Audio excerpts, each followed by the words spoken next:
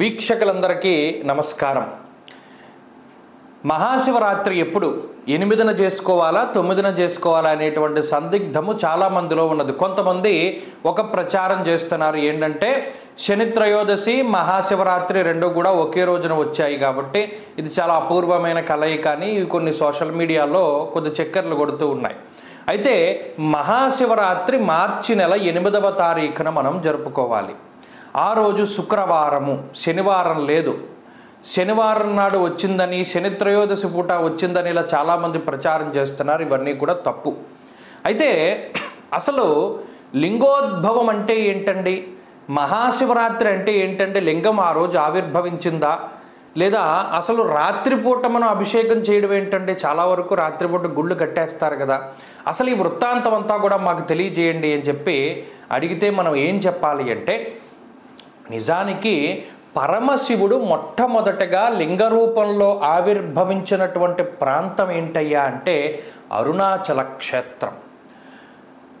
భూరంభాంశనలో నిలోబర మహార్నాథో హిమాంసు పుమాన్న 8 రూపాల్లో అష్టమూర్తి తత్వాన్ని ప్రకటన చేస్తూ మహానుభావుడు పరమశివుడు ఈ లోకంలో విరాజిల్లుతూ ఉన్నాడు.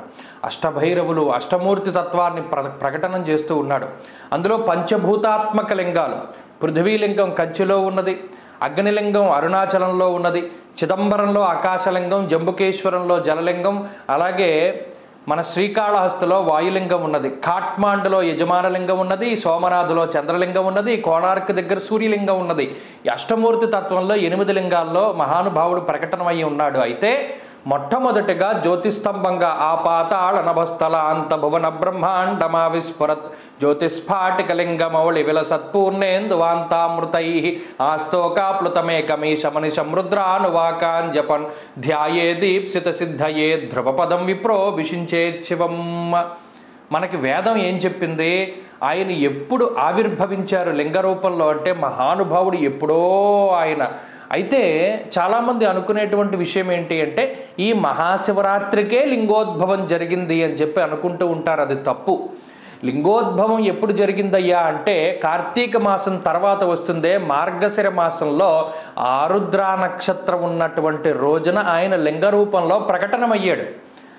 అయితే ఆ మార్గశిర మాసంలో లింగ రూపంలో ప్రకటనమైన తర్వాత మరి విష్ణుమూర్తి వరాహావతారంలో దాని యొక్క లోతుని తెలుసుకోవడానికి పాతాళలోకంలోకి తవ్వుకుంటూ వెళితే హంసవాహనాన్ని అధిష్ఠించి బ్రహ్మదేవుడు పైకి వెళుతూ ఉంటాడు. అసలు ఈ ఆది అంతాలు ఏంటో మనం తెలుసుకుందామని ఎన్నో కొన్ని దివ్య దేవతా సంవత్సరాల పాటు వాళ్ళు అలా వెళుతూనే ఉంటారు. కానీ తుది మొదలు లేదు మహానుభావుడికి. ఆది మధ్యాంతరహితుడు ఆయన. మరి ఆ విషయం తెలుసుకుని ఇంకా విష్ణుమూర్తి పైకొచ్చి ఆ శివమాయ తొలగిపోయిన తర్వాత పరమశివుడిని ప్రార్థన చేస్తాడు. అయితే బ్రహ్మగారు మాత్రం ఒక మొగలి పువ్వుని అలాగే ఆవుని సాక్ష్యానికి తీసుకొస్తాడు. ఈ కథంతా మనకి తెలిసిన విషయమే. అయితే ఈ శివమాయా మోహితులుగా ఉన్నటువంటి బ్రహ్మ విష్ణులిద్దరూ కూడా ఆ మాయ వదిలిపోయిన తర్వాత బ్రహ్మమురారి సురార్చిత లింగం అన్నాం మనం. ఈ ఇంద్రాది దేవతలు, బ్రహ్మ మొదలగు విష్ణు మొదలగు దేవతలు అందరూ కూడా భగవంతుణ్ణి రుద్రంతో అర్చించినటువంటి రోజు ఏంటయ్యా అంటే ఈ మాఘమాస కృష్ణ చతుర్దశి, కృష్ణపక్షంలో చతుర్దశి అనగా బ్రహ్మాది దేవతలందరూ కూడా పరమశివుడు లింగ రూపంలో ఆవిర్భవించినటువంటి తర్వాత ఆయన్ని అర్చించినటువంటి రోజు ఈ మహాశివరాత్రి. అందుకనే ప్రతి మాసంలో కృష్ణపక్ష చతుర్దశి ఉన్నటువంటి రోజున మాస శివరాత్రిగా జరుపుకుంటూ మాఘమాసంలో విశేషించి మనం మహాశివరాత్రి చేస్తూ ఉన్నాం. ఆ రోజునే మహానుభావుడు లింగ రూపంలో ప్రకటనమైన తర్వాత మొట్టమొదటిగా ఆయన అర్చించబడ్డాడు. కాబట్టి ఆ రోజున ఎవరైతే అభిషేకాదులు చేస్తారో పరమశివుడికి ఆయన పరమ సంతోషంతో భక్త సులభుడు కాబట్టి చక్కగా మనకి సంబంధించినటువంటి వరాలన్నిటినీ కూడా ఇస్తాడు అనేటువంటి విషయం మనం తెలుసుకోవాలి. పురాణ గాథలు ఎప్పుడూ కూడా పగడ్బందీగా తెలుసుకోవాలి. అప్పుడే మనం మన ధర్మాన్ని నిలబెట్టినటువంటి వాళ్ళం అవుతాం. శివరాత్రి అంటే ఏంటి, ఆరుద్రోత్సవం అంటే ఏంటి, మార్గశిర మాసానికి ఉన్న ప్రాముఖ్యత ఏంటి, మాఘమాసానికి ఉన్న ప్రాముఖ్యత ఏంటి, ఇవన్నీ కూడా తెలుసుకుంటే ఆయా మాసాల్లో ఉన్నటువంటి ముఖ్యమైనటువంటి రోజుల గురించి మనం పురాణ కథల్ని చెప్పగలుగుతాం. కాబట్టి అందరికీ అర్థమైంది కదా. మరి మహాశివరాత్రి రోజున ఏం చెయ్యాలయ్యా అంటే ఉదయం వారహ, ఈ 8వ తారీఖు ఉదయం లేవగానే చక్కగా స్నాన సంధ్యావందనాది కార్యక్రమాలన్నీ కూడా ముగించుకుని పరమశివుడు ఉపవాసం చేస్తే పొంగిపోతాడు. అందులోనూ ఈ మహాశివరాత్రి జన్మకొక్క శివరాత్రి అన్నారు. జన్మ ఎత్తినందుకు, మనిషి జన్మ ఎత్తినందుకు ఒక్క శివరాత్రి అయినా సరే మనం పాటించగలగాలి, ఆ శక్తి ఉన్నప్పుడు పాటించాలి అన్నాడు. చక్కగా ఉపవాసం చేయాలన్నారు. పగలస్తమానం కూడా ఉపవాసాల్లో రకరకాలు ఉన్నాయి.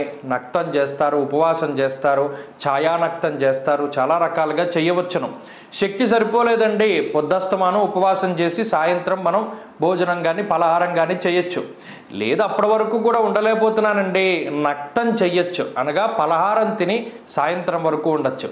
ఛాయానక్తం చేయొచ్చు, సాయంత్రం 4 గంటలు దాటిన తర్వాత ఏదైనా పలహారం చేయొచ్చు. ఇలా మనం రకరకాల పద్ధతిలో ఉపవాసం చేస్తున్నాం. ఒరిజినల్ ప్రాసెస్ ఏంటంటే 6 గంటల నుండి తర్వాత రోజు 6 వరకు ఉపవాసం చేసి జాగారం చెయ్యాలి.